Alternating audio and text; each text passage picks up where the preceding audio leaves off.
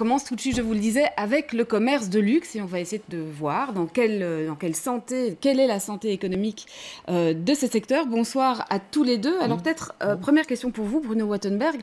Qu'est-ce qu'on appelle finalement, quelle est la spécificité, je dirais, du luxe à Bruxelles? Alors le prix et la rareté, ça va de pair. Et donc à Bruxelles, on a une large gamme. On peut se dire que Bruxelles est bien dotée en commerce de luxe. On a un bel assortiment. On a des commerces de différents types qui, tant dans la beauté que dans la mode, que dans même les véhicules, on a une possibilité d'avoir une offre qui est bien évidemment pas comparable à celle des grandes capitales européennes, mais on ne peut pas se plaindre de ce dont on dispose à Bruxelles dans le luxe. Et d'ailleurs, on peut le constater qu'il y a des gens qui viennent parfois de très loin pour pouvoir acheter à Bruxelles. J'avais un de mes clients qui m'expliquait qu'une fois par an, deux frères du Moyen-Orient venaient à Bruxelles pour pouvoir acheter par exemple des montres. Donc des produits typiquement bruxellois ou fabriqués à Bruxelles? Non, ça dans ce cas-ci, c'est des montres qui sont fabriquées à l'étranger, mais il y a bien évidemment des produits typiquement bruxellois. On peut penser au sac de Delvaux, vous avez cité Marcolini, vous avez cité Nathan dans la mode. On a une partie de créateurs bruxellois qui viennent à ce moment-là compléter l'offre internationale. Et quand on agrège les deux, eh bien, on peut se dire que Bruxelles a une belle offre en matière de secteur du luxe. Alors au niveau du type, je dirais, d'industrie du luxe, est-ce que Bruxelles se démarque quand même des grandes capitales que vous avez citées? On peut penser à Paris, on peut penser à Londres. Est-ce qu'à Bruxelles, on est plus resté à un niveau artisanal par rapport à d'autres capitales? Alors c'est amusant parce que vous avez introduit cette notion d'industrie, c'est une notion de stratégie, on est dans un secteur, une industrie. Le luxe est devenu une industrie. Si vous prenez LVMH, si vous prenez Richemont, les deux grands groupes, eh bien ils ont agrégé toute une série de métiers artisanaux à la base et ils en ont fait une industrie. Bruxelles continue à avoir toute une série de petits artisans qui ont plus ou moins grandi, qui continuent à avoir une offre très spécifique. Eh bien cette offre de petits artisans bruxellois vient compléter l'offre internationale. Donc on a vraiment un excellent mix qui est attractif pour les clients. Et on verra d'ailleurs quels sont peut-être les avantages, mais peut-être aussi les fragilités dues à cette spécificité-là. Anne-Pascale Mathie-Devalgue, vous en êtes une de ces artisanes, justement. Oui, tout à fait. Vous êtes dans le commerce du parfum. Oui, j'ai une boutique de parfum. Je fais du parfum personnalisé et du parfum haut de gamme. Pour vous, est-ce que vraiment vous considérez, et c'est comme ça que vous avez conçu le lancement de votre commerce au moment où vous êtes lancé, vraiment comme commerce de luxe? Est-ce que c'est dans ce secteur-là que vous vouliez vous trouver? Oui, tout à fait. En tout cas, dans le luxe, mais surtout dans le luxe de l'artisanat, comme tu pouvais dire tout à l'heure, c'est très important de retrouver les lettres de noblesse du métier et de pouvoir expliquer et montrer aux consommateurs comment est fait un produit, toutes les petites finesses. Ça, c'est très important. Le sur-mesure et la personnalisation aussi dans ton cas. Ouais, qui sont aussi la personnalisation. Voilà, qui sont aussi une des spécificités évidemment de l'artisan du luxe. Pour qu'on ait une idée, combien coûtent les produits que vous vendez, les parfums que vous vendez? Alors pour un parfum personnalisé, on est sur un budget de 165 € pour 50 millilitres, mais vous pouvez aussi acheter un parfum en tube, et là on débute à 25 €. En tube, vous voulez dire un parfum un petit tube déjà fait, un petit tube de sac, mais d'une qualité vraiment très bonne qualité, et là on est sur d'entrée de prix déjà de 25 €, donc c'est accessible. On a beaucoup parlé ces derniers mois, ces dernières années, des difficultés qu'a connu en général le secteur du commerce d'ailleurs suite aux attentats. On a parlé d'aménagement urbain, les tunnels, le piétonnier, et puis simplement aussi de la crise. Vous dans quelle santé, je dirais, se trouve votre commerce? Écoutez, moi je me trouve en bonne santé. Je n'ai pas tellement senti le problème de la crise. Bon, je suis dans un quartier qui n'est pas au centre. Je suis un peu décentrée vers Uccle. Donc, ça m'a été même un petit peu bénéfique parce que les gens ont côté la ville et ils sont plus venus vers nos commerces. Maintenant, avoir un parfum sur mesure, c'est quelque chose de tellement spécifique et exceptionnel que même s'il y a la crise... Donc vos clients restent et ils reviennent. Oui, tout à fait.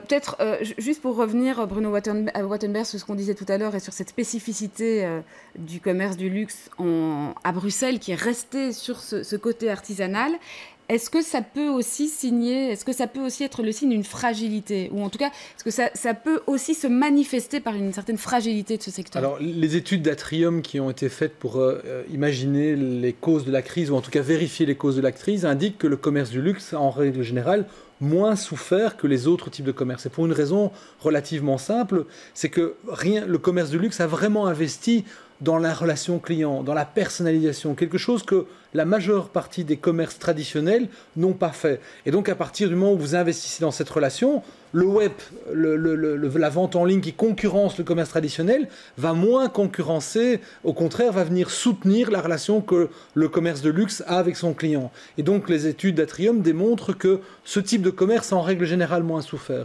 Qu'est-ce qu'on constate si on regarde les chiffres au niveau mondial depuis le début de la crise? C'est qu'on a continué à avoir une croissance du secteur du luxe, mais on a constaté pour la première fois un petit tassement en 2016. Alors est-ce que ce tassement va avoir lieu aussi pour les commerces belges et bruxellois?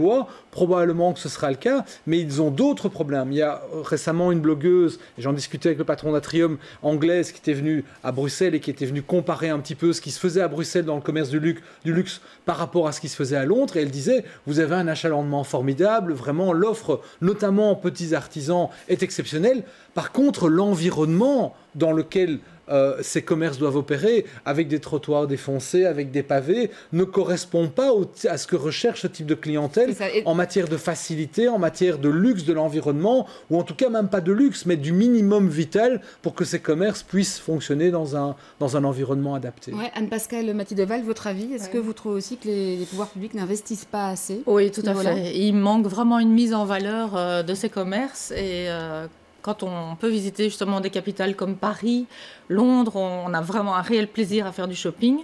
Et le commerce empathie, vraiment le secteur empathie de mais cette là, situation. la rue est en concordance avec l'offre. Voilà, c'est ça. Et là, si on regarde où sont localisés les commerces de luxe à Bruxelles, c'est vraiment le boulevard de Waterloo.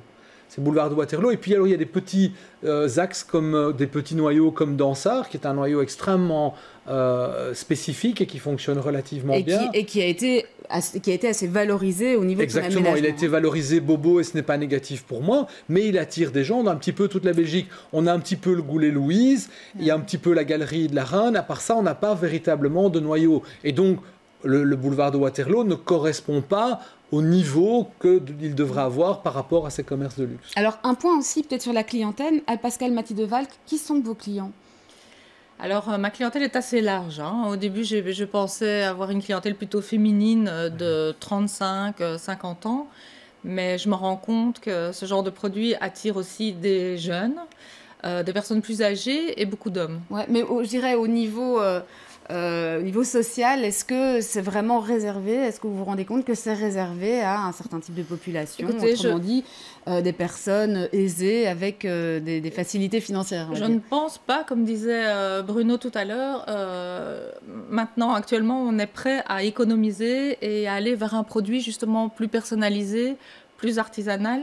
Et s'offrir ça. Et donc ça, vous vous rendez compte, il y a quand même une variété au niveau de votre clientèle. Et là, l'artisan peut faire la différence parce que ce n'est pas un flacon avec du parfum qui est vendu dans ce magasin. C'est une histoire, c'est une expérience, c'est le fait d'aller, d'avoir la découverte. Mais avec un prix. Avec un prix qu'il faut pouvoir si vous achetez juste un parfum, vous êtes prêt à mettre de l'argent pour le parfum. Quand on regarde l'entièreté de l'expérience, et le secteur du luxe a énormément insisté sur l'expérience client.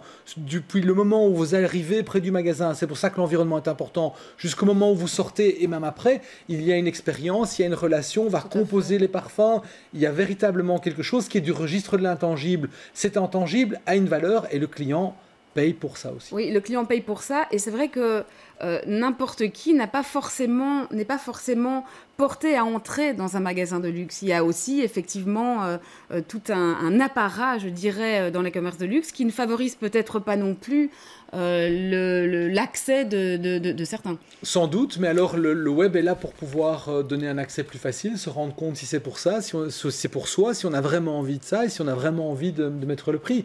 Ouais. Et je suis d'accord sur le fait qu'il y a des gens qui vont mettre de l'argent de côté pour de temps en temps se payer quelque chose. Et pour une femme, un parfum personnalisé, c'est certainement quelque chose qui est un beau cadeau, qui est quelque chose qui va se démarquer de ce qu'on peut offrir en règle générale. Alors peut-être juste pour terminer, on a parlé, et très très rapidement, on a parlé de la question des aménagements.